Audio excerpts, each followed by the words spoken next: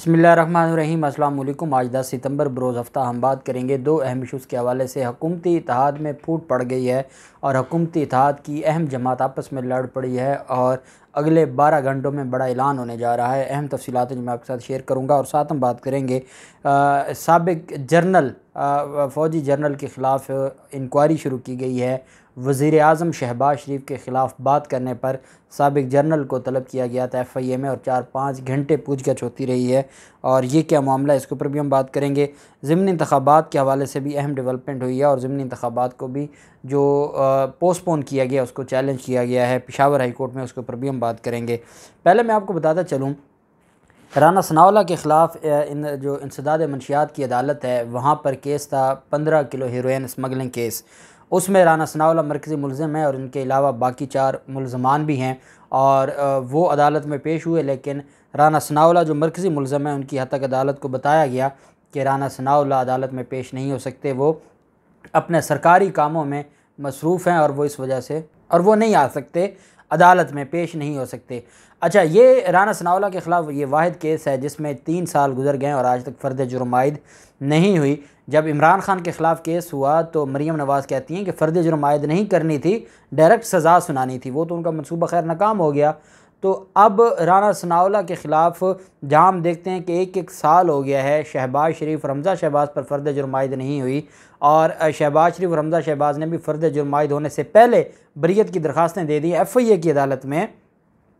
वहीं पे 3 साल तक लटकाते रहे हैं राना सनाउल्लाह और राना सनाउल्लाह ने भी अब बरीयत की दरख्वास्त दे दी है। उसकी वजह यह है कि FIA भी अब राना सनाउल्लाह के अंडर स्पेशल कोर्ट्स भी हुकूमत का अमल दखल होता है। हाई कोर्ट्स के साथ साथ ज़्यादा अमल दखल जो वजारत दाखिला और वजारत कानून का होता है। FIA राना सनाउल्लाह के अंडर, इंसदाद मंशियात ANF राना सनाउल्लाह के अंडर, तो फिर उसके बाद तो काम ही ख़त्म हो गया। तो क्यों अपने ख़िलाफ़ केसेस में ये पेश हूँ। और आप मज़े की बात यह है, एक दिन का राना सनाउल्लाह ने इस्तिस्ना मांगी हाज़िरी से। आज तारीख़ थी 10 सितंबर, अदालत ने 15 अक्टूबर की तारीख़ दी है और अदालत ने कहा है कि आप इजी हो के, एक दिन क्या होता है, आपके पास 35 दिन हैं, आप इजी हों। और फ़र्द जुर्म, जहाँ फ़र्द जुर्म आयद होती है क्रिमिनल केसेस में 35 दिन की तारीख़, सिविल केसेस में तो हमें समझ आती है, क्रिमिनल केसेस में फ़र्द जुर्म आयद होनी है और 35 दिन की तारीख़ दे दी जाती है चूँकि कोई पूछने वाला नहीं है। और फिर कहते हैं हम तो बड़े मज़लूम हैं, हमारे साथ ज़्यादतियाँ हुई हैं, हम अदालतों में पेश हुए हैं। 3 साल तक आप फ़र्द जुर्म आयद नहीं होने देते, 3 साल तक आपने अपने ख़िलाफ़ एक गवाह अदालत में पेश नहीं होने दिया। जो प्रोसिक्यूटर आता था वो छोड़ के खौफ के मारे भाग जाता था। और आज आप बातें करें और आप कहें कि जी बड़ी ज़्यादती हो रही है हमारे साथ, ये बात बिल्कुल गलत होगी। अदालत ने राना सनाउल्लाह के अकाउंट मुंजमद जो किए गए थे उसके ख़िलाफ़ जो दरख्वास्त थी राना सनाउल्लाह की कि मेरे अकाउंट्स बहाल किए जाएँ, उस पर भी अदालत ने कहा इकट्ठी बहस सुनेंगे और 15 अक्टूबर तक मुलतवी कर दिया राना सनाउल्लाह का मंशियात बरामदगी केस या हीरोइन स्मगलिंग जो केस था उसको, और राना सनाउल्लाह को रिलीफ़ दिया गया। दूसरी तरफ साबिक़ जर्नल हैं lieutenant general retired Amjad Shoaib, आप जानते हैं वो मीडिया पर भी अपना जो मौक़िफ़ है वो पेश करते हुए हमें नज़र आते हैं और उनका अपना यूट्यूब चैनल भी है और वो अवाम पाकिस्तान को अवेयरनेस दे रहे होते हैं। और हर किसी का हक़ है, फ्रीडम ऑफ स्पीच है, फ्रीडम ऑफ एक्सप्रेशन है और वो अपना जो मौक़िफ़ है वो आवाम के सामने रख सकते हैं।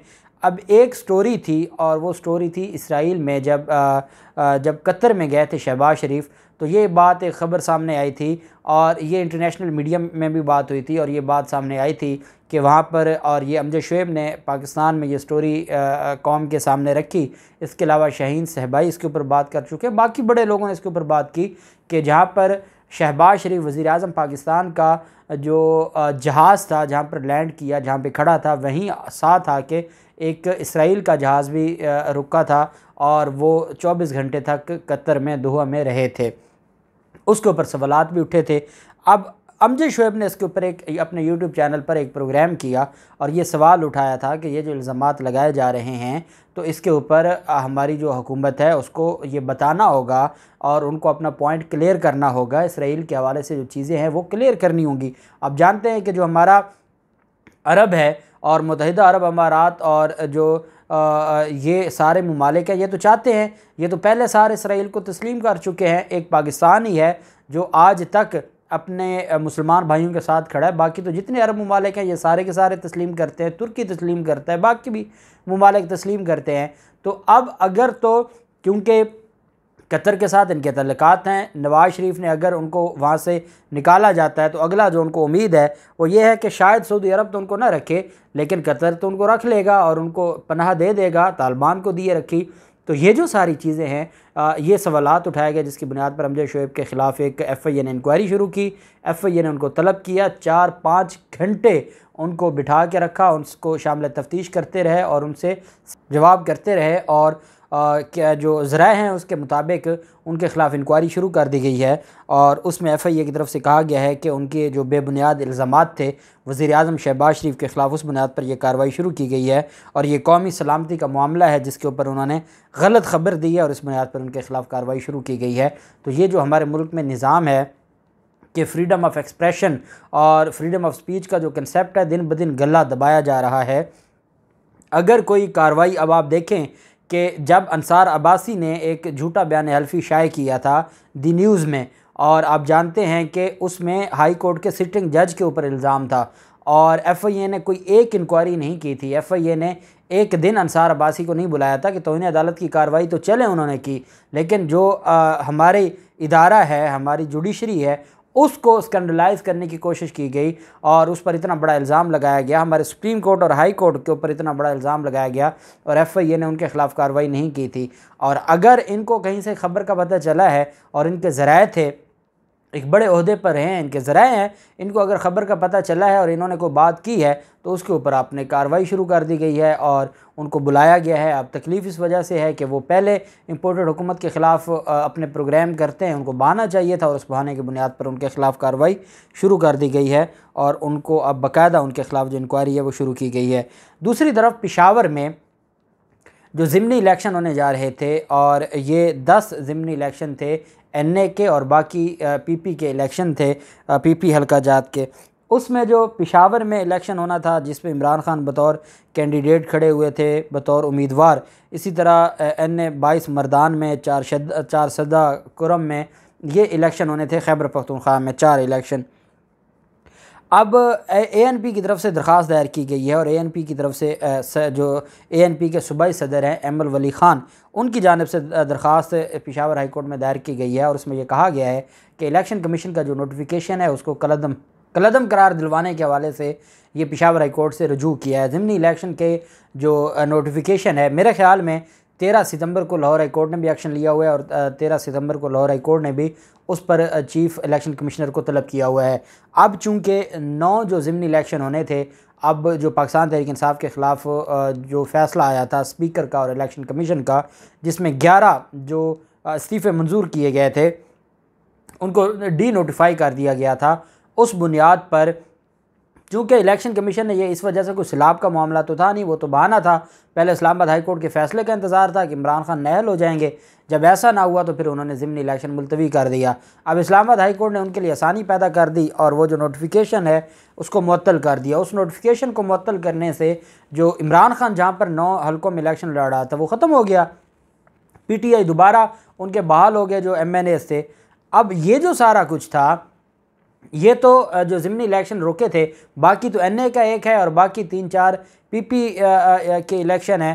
तो इस वजह से अब जो इलेक्शन कमीशन का खौफ था वो ख़त्म हो गया है और अब इलेक्शन कमीशन अब कह सकता है जी कि ठीक है, हम इलेक्शन करवाने के लिए तैयार हैं। 11 सितंबर को इलेक्शन होना था NA मुल्तान में, उसको वो आगे 20 से पहले कोई तारीख़ कर देंगे और बाकी वैसे ही जो है वो 25 सितंबर या 2 अक्टूबर को जो होने थे वो अपने टाइम पर होंगे और इस तरीके से जो इलेक्शन कमीशन की पूरी एक वारदात थी वो मुकम्मल हो जाएगी। और ये अब एमल वली ख़ान की तरफ से जो दरख्वास्त है ये वैसे ही अब ये नाकाबिल समाअत हो जाएगी। इस वजह से अब कोई टेंशन है नहीं और वो ज़िमनी इलेक्शन का अगर इलेक्शन कमीशन की तरफ से अब आ भी जाए और इलेक्शन कमीशन बयान भी दे दे तो मेरे ख्याल में ये एमल वली ख़ान की जो दरख्वास्त है ये वैसे ही नाकाबिल समाअत हो गई, चूँकि वो नोटिफिकेशन सस्पेंड हो गया। जिस नोटिफिकेशन की बुनियाद पर ज़िमनी इलेक्शन होना था वो सस्पेंड हो गया और इस वजह से ये दरख्वास्त वैसे ही काबिल समाअत नहीं होगी। अब दूसरी तरफ MQM में जो लड़ाई शुरू हुई है, आप जानते हैं कि MQM के 7 वोट हैं जिसकी बुनियाद पर ये इम्पोर्टेड हुकूमत खड़ी है। अब MQM की आपस में लड़ाई शुरू हो गई है और MQM पाकिस्तान में आप जानते हैं कि पिछले दिनों में कामरान टिसूरी इनको दोबारा MQM में वापस लिया गया था और डिप्टी कन्वीनियर के अहदे पर बहाल किया गया था, जिसकी वजह से इंतहाई ज़्यादा लेवल पर लड़ाई शुरू हो गई और फूट पड़ गई MQM में। ये जो कामरान है, ये फ़ारूक सत्तार को और कामरान को MQM पाकिस्तान की राब्ता कमेटी ने 5 फरवरी 2018 को 2 तिहाई अक्सरियत के फ़ैसले से पार्टी से निकाला था। अब ज़राए राब्ता कमेटी के मुताबिक डिप्टी कन्वीनियर के लिए पार्टी ऐन के तहत 2 तिहाई अक्सरियत ज़रूरी है और राब्ता कमेटी ने इनको जो ओहदे पर बहाल किया, जिसकी वजह से बहुत ज़्यादा इख्तलाफात पैदा हो गए और इख्तलाफात की वजह से रहनुमा MQM के जो रहनुमा है वो नाराज़ हो गए हैं और राब्ता कमेटी के अरकान हालिया फ़ैसलों पर खालिद मकबूल सिद्दीकी के सामने उन्होंने अपनी राय रखी है और जिसके बाद ये फ़ैसला हुआ है कि MQM कल एक इजलास तलब किया गया है और उस इजलास में फ़ैसला किया जाएगा या तो कामरान तेसूरी को वापस से MQM से निकाला जाएगा या फिर कई और रहनुमा हैं जो MQM छोड़ देंगे। और MQM की ये जो लड़ाई है और MQM में ये जो हालात कशीदा हैं और उनके जो इख्तलाफात हैं, उसकी एक बड़ी वजह यह है कि MQM के जो कारकुनान हैं वो बहुत हद तक डिसार्ट हो चुके हैं और एक वक्त था कि अल्ताफ़ हुसैन के खौफ की वजह से या जो भी एक मुहाजिर जो कौम है उनका एक तल्लक था अल्ताफ़ हुसैन के साथ, ख़त्म हो गया मामला। अब MQM में तो कोई ऐसी क़यादत थी नहीं कि जिसकी वजह से वो सारे के सारे उनको अपना मसीहा इमरान खान नज़र आने लग गया और कराची में जो शहरी इलाके हैं वहाँ पर इमरान खान को ही लोग वोट देने लग गए। तो MQM तो वैसे ही अमली तौर पर ख़त्म हो चुकी है। जो रही सही कसर थी वो जरदारी के साथ इत्तेहाद करके वो ख़त्म कर बैठे और अब MQM का जनाजा निकलने जा रहा है और कल का दिन बहुत अहम है। और अगर ये इसमें जो 3-4 MNA नाराज़ हैं और कल ये MQM छोड़ देते हैं तो उसके बाद फिर वफाक के साथ जो इत्तेहाद है वो कहाँ खड़ा होगा। मामला बड़ा दिलचस्प हो गया है। देखते हैं कल क्या होता है, इजलास में क्या फ़ैसला होता है। जो भी तफसीलात होंगी आपके साथ शेयर करते रहेंगे। अल्लाह पाक पाकिस्तान कामयाब नासिर हो। बहुत शुक्रिया। अल्लाह हाफिज़। पाकिस्तान जिंदाबाद।